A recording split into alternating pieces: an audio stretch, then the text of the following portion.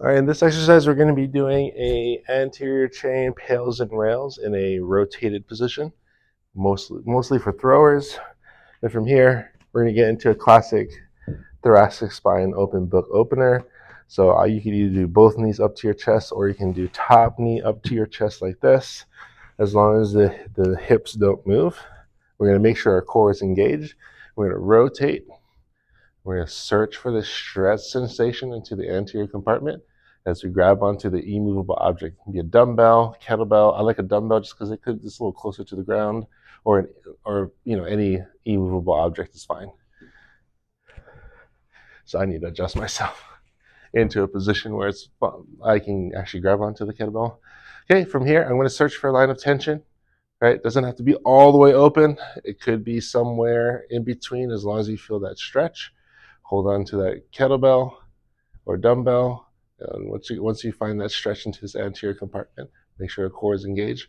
We're going to do pails and rails. So pails and rails is we're going to be working on the opening angle here, trying to get more stress into this by down regulating the anterior or the opposite structures. So the first thing we're going to do is we're going to think about pushing our hand down into the ground. Think about shoulder blade backing down, or into the bottom of the or top of the kettlebell, or into the ground.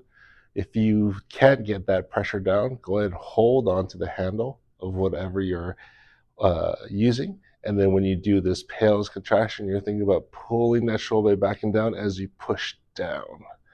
So as you push down, you're trying to get the shoulder blade active here, so you feel that shoulder blade working as you push down while holding on to that. And then you're going to go into your rails, which is actively using the anterior structures to push up. And you're going to try and pull that kettlebell up off the ground using this anterior structure, pec, armpit, arm. As you go up, you want this diffuse sensation pulling up.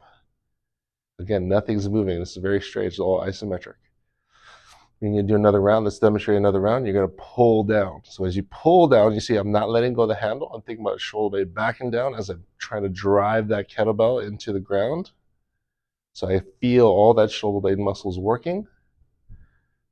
And then I'm going to do a PAILs contraction or rails contraction by pulling up using the anterior structures. Keep the abs engaged, anterior structures.